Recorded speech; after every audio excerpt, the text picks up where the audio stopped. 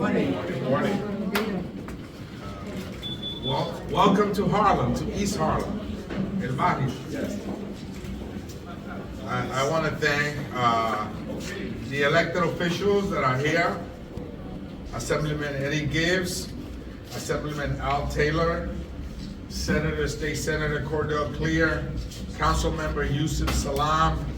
Anybody else? Did I miss anybody? We have some leaders, also community leaders, and of course we have industry leaders, communities here. The folks that are part of the New York City fabric, that make New York City run every single day. The nuts and bolts of New York City. The people that during the pandemic showed up to make New York City run and to save millions of lives. They took the subway. They took the buses to get to work. As you know, the public transportation system is a system that's based on ridership. So you ride the subways and you pay for your ride. So during the pandemic, obviously ridership was down.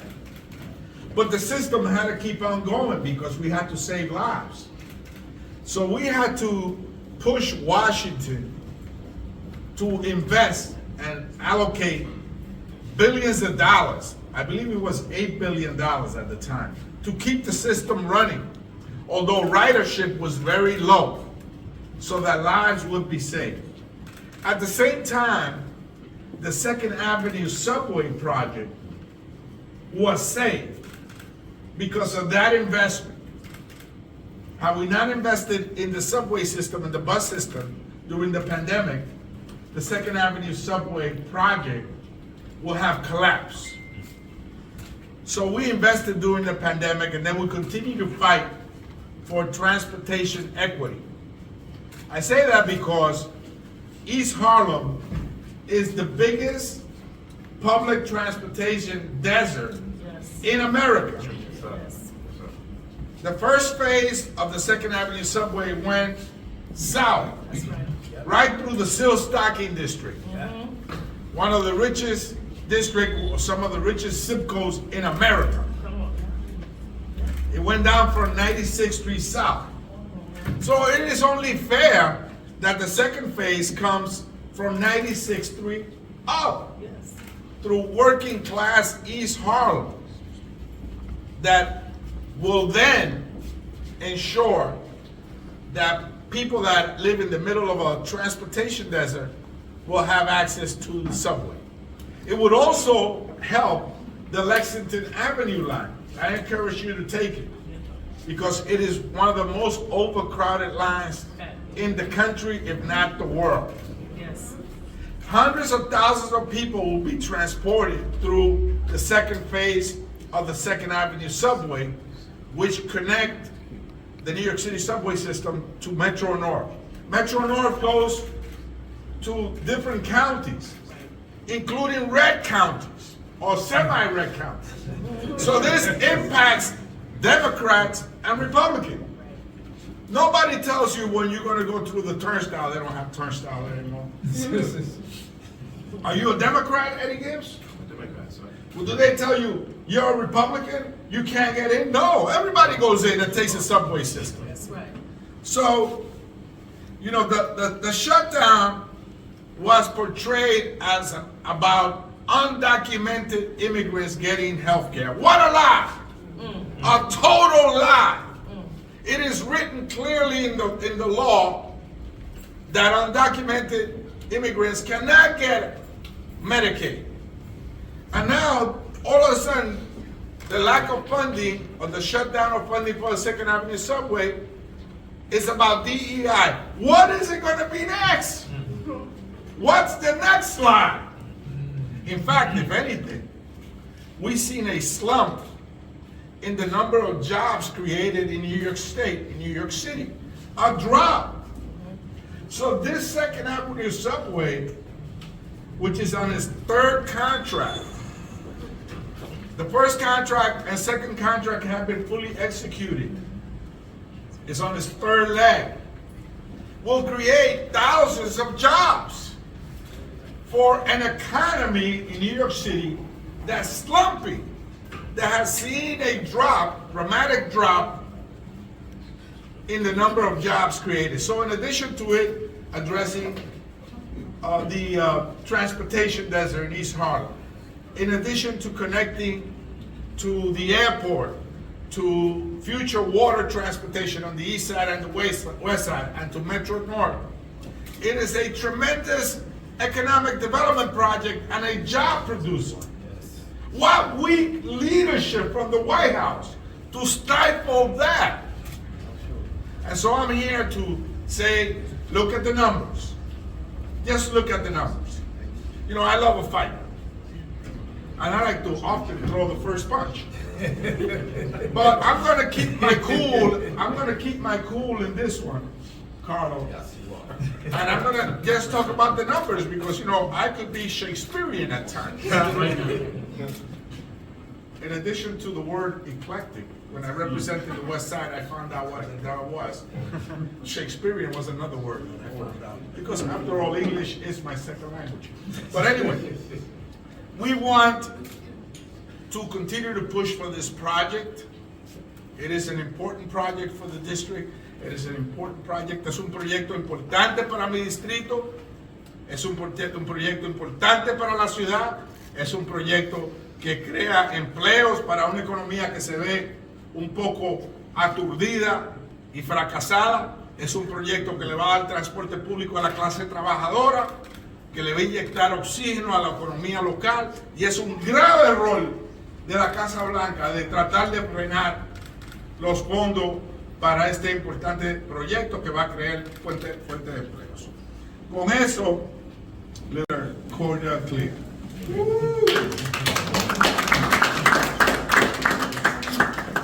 I want to thank our congressman for responding to this threat, appropriately jumping right on it, and I want you to know that you have the full support of myself and all the leaders from this community. Something like this to happen would be a kick in the face to people who have already suffered transportation disparities, who have already suffered economic disparities and economic development disparities, employment disparities. This kind of setback would just further hurt our Black and brown communities. It is unacceptable that this 100-year-old project finally comes to Black and brown communities, and we're now threatened with the funding being pulled back. This is a fight that we have to fight that is not just about transportation. It's about justice. It's about equity. It's about fairness. And it's about giving opportunities to people in our communities. So I stand with my congressmen, assembly members, our entire community. So many people and entities are represented here today, because that's just how important this project is to our very survival. So I want to thank you again for inviting me here today, and I look forward to the fight. Thank you, Senator. I want to introduce the other members here, and then I want to take questions. And, you know, I'll do it in a very fair order. But what possessed that guy to wear a Boston Red Sox shirt? You don't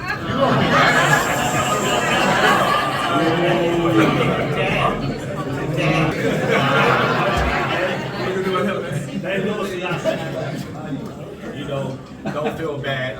I walk about with my Pittsburgh Steelers hat. I get it all the time. First and foremost, I want to thank our congressman for assembling us here this morning for this very important subject. I am Assembly Member Eddie Gibbs, representing the 68th Assembly District. And let's be real clear. This isn't about DEI. This is retaliation, plain and simple. And East Harlem is the one paying the price. You know, and it's shameful that it's always the poor communities that suffer the most from these games. But this isn't a game. So I'm calling on the president and his administration to stop treating it like one. Stop playing politics with people's lives. We need fewer, and I'm saying it again, fewer professional politicians and more people-ticians who are only focused on doing work for the people. For almost a century, my community has been promised this subway expansion. Because of yesterday's tweet, my community will remain a transit desert, cut off from the rest of New York City. Because of yesterday's tweet, thousands of well-paying construction and support jobs are gone. Because of yesterday's tweet, my community is once again reminded that our government will throw us to the curb at its first chance. To President Trump, I call on you to stop your staff from doing this. Let's sit down, felon to felon, and figure this project out for real, like working class Americans and like people-ticians. Thank you.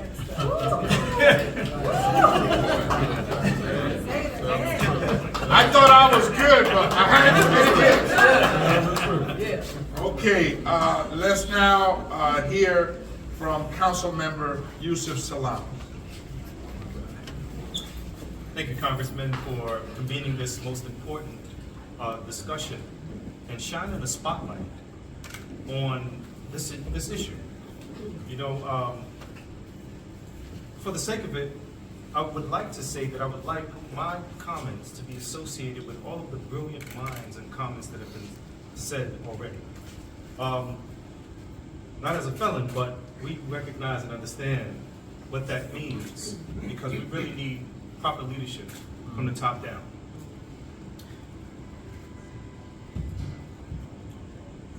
Thank you all for being here today. We are gathered at a critical moment, not just for the Northern Manhattan transit line, not just for the MTA, but for the very future of New York City. Right now in Washington, D.C., negotiations are underway that could undermine, and in fact have undermined, but could determine whether New York continues to rise or whether we are held back further by short-sighted, unnecessary federal budget cuts that threaten to stall our momentum and set us back years, in fact decades. Let me be absolutely clear. Cuts to the MTA funding are not just numbers on a spreadsheet. They are decisions that impact real lives, real communities, and the real futures of our city. That threat of proposed cuts would delay or even derail, in fact, the extension of the 2nd Avenue subway line. And that would be a profound mistake. Because this isn't just about a train line, it's about opportunity. It's about equity. It's about economic recovery and economic justice in Northern Manhattan and beyond. This extension is a lifeline for communities that have waited for far too long for the kind of access other parts of our city take for granted. It means shorter commutes, better job access, and a connection to the heartbeat of New York. But more than that, this funding is essential to bring our city fully back from the devastation of the pandemic. We all remember what it was like when streets fell silent, when the lights of small businesses dimmed, when millions stopped riding the trains and stopped coming into the city that they love. Now, slowly and steadily, New Yorkers are returning, but the path forward depends on our ability to invest and not retreat. This is not time to pull back funding. This is time to lean in, invest, and do what's right. Let's stop treating investment in our cities like a luxury. It is in fact a necessity. Because when New Yorkers move, America moves. Thank you. Thank you, Councilmember. And before we introduce our next speaker, just imagine, and I think this street, 125th Street, with its full history, with the Apollo Theater, with everything that it means to America, is also a street with a clear vision. And And the vision of this second phase and potentially a third phase that leads to the west side is that it will transform transportation as we know it today in New York City. That you will no longer have to go down to Times Square to cut over to the east side. That this is an uptown Grand Central project where you will be able to go to 125th Street and cut to the east side, to the Lexington line, to the Q line. You will be able to take fast bus service, rapid bus service to the airport, and future water transportation along the Harlem River and the Hudson River to anywhere in the city. This will dramatically transform transportation as we know it in New York City and create a major regional transportation hub right here in Uptown in 125th Street. So that's the vision. When communities work together and both sides of the aisles come together, you know, it impacts favorably blue cities and red cities, blue states and red states. It is about people. And that's what we're here for today, to protect people. And with that, I want to introduce Assemblyman Al Taylor. Good morning. Good morning. Thank you, Congressman, for the call to action. ASPA, ASAP. Those letters. I represent Harlem, Washington Heights, and Inwood. This 100-year-old project started. Look around the room, and when it started, it didn't look like this room. Right? There was another gentleman, I think it was Robert Moses, and he himself did not want to bring what we have here. He wanted to run the Triborough Bridge straight across to the west side. Why is it? And you have to ask yourself, and when you look at the similarities, why is it that when it comes to the black and brown communities of America and New York City, that they're always under attack for one thing or another? This is foolishness. This is more than the equity that we lose, but it's a health crisis as well, because we're trying to get people out of their cars and into the subway system. You don't want to be on the Lexington line right now because there's not enough room. So if we do this strategically, right, I can't even begin to talk in that guy's head because I don't even know where it's at, but he was a New Yorker of some kind, good, bad, or indifferent. And this is a slight against an opportunity to transform lives. Look at, there's diversity in this room. This is not about one people group over the next one. This is about doing the right thing with equity and making sure everyone gets exactly what they need at a time they need it most. As the congressman said, when New York was under attack with COVID, people took the subway. Nothing moved but the subways and the buses. Transportation is the ideal way for transformation of lives. It's an opportunity to get ahead, well-paying jobs, a place to live, and not be dislocated. So there are thousands and thousands upon people that will benefit, and they don't all look like us, just so we're clear. And sometimes I wonder, are you waiting for us to disappear so you can bring the rest of it? I'm gonna keep it a buck. Are they trying to get rid of us? We're like the folks from Brooklyn. We always here. We always here. We always here. I mean, we're in Harlem, but understand what is happening right here. This is short-minded, narrow-minded, vindictive, and everything else that's happening from Washington. There's no reason. I'm telling you, I can't say that. We can do better, and I have greater expectations, not because of who he is, but because the God that we serve is able to do exceedingly abundantly we can ever imagine or hope. So I'm trusting the God to deliver us what we need. Thank you. Thank you so much.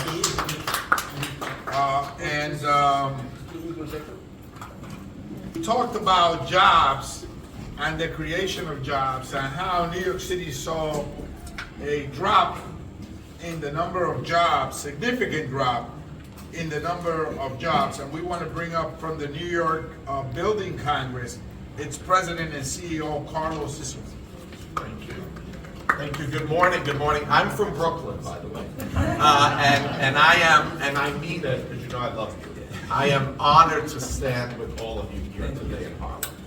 And Congressman, this man needs a round of applause, by the way, because You know, not only did you have to fight to get the money here and delivered the money, now you have to fight to keep the money.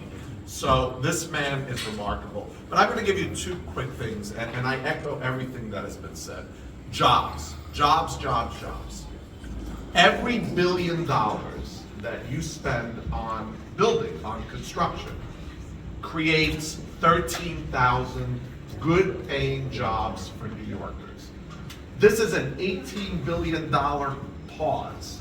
That means, and I was never good at math, it means 234,000 jobs for people in Manhattan, in Brooklyn, in Queens, in the Bronx, in Staten Island, in Westchester, New Yorkers who are going to lose. Imagine adding 234,000 jobs today with the world we are in, with the job losses. These are facts. These are not made up numbers.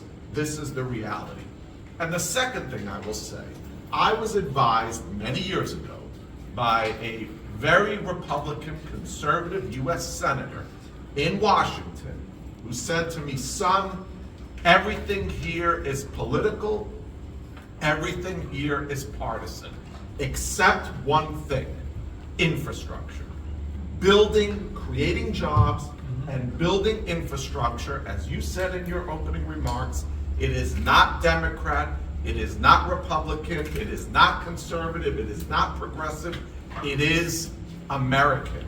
So folks, let's put the partisanship aside. This community has been waiting 100 years. It should have been done 20 years ago, 30 years ago, 40 years ago. But this is the moment when it's ready. Contracts are out, people are being hired, money is being spent, communities are ready. We can get this line open within a decade of today, less. Let's get it done, let's unlock the pause, and let's put people to work. Thank you.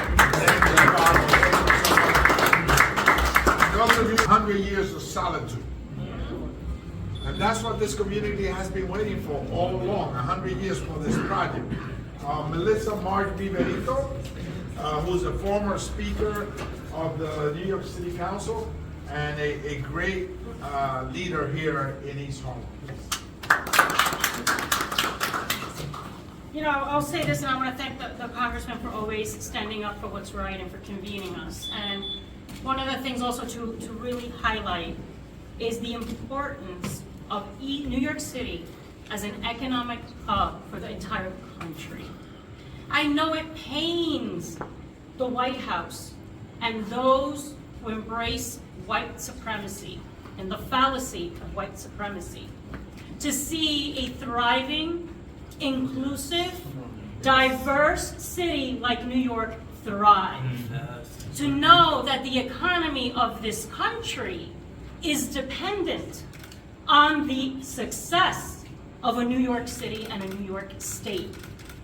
It is painful to them to see, again, that success because it is built and it depends on Latinos, African Americans, immigrants from across the globe.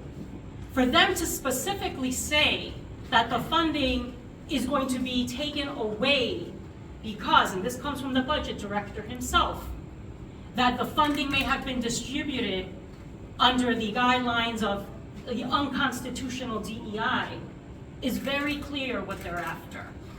We need, and we have fought hard across decades for this funding because we know the importance that it will make for the vibrancy of the city and for the neighborhoods that are directly impacted by it. So we're going to continue to advocate. But I see this as a Democrat beyond Democrats and Republicans. I see this about embracing the fallacy of white supremacy at the expense of diverse and inclusive cities. That is what we believe in, that is what our values are, and that's what we will continue to support. So I was glad to see us here today. I was glad to see the governor and other elected officials downtown. We've got to come together as a city and as a state to ensure that we protect everyone that lives here. Thank you, Melissa. And to finalize, Community Board, Rosa Diaz. Community Board 11. Yes. Good morning, everyone. I want to first thank you, Congressman Espaillat, and everyone here present. My name is Rosa Diaz. I am the Secretary of the Community Board 11. Our chair couldn't be here today, but provided a statement that I am pleased to read. Thank you, please, for convening this press conference at an urgent moment like today. New York has always been an economic backbone for our nation. Through multiple sectors, we've seen the financial tides rise and fall with New York, but with each ebb and flow, investment is required. The Second Avenue is a multi-generational project that Community Board 11 stands in full support of. Once complete, this vital infrastructure project will create an economic engine that will generate revenue for our nation and again secure New York's and the nation's place as one of the greatest drives of economic success in the world. We urge the President to reconsider this action by creating a legacy of success for the city and the state of New York. A win for our entire nation. Thank you so much. Hey, we want to recognize Diane Collier from Uptown Grand Central, who's here with us today. Please give a round of applause to her. And then we also want to recognize Mr. Patterson. Where are you from Community Board 10? Who is the chair of the Transportation Committee. Thank you for your participation. Any questions?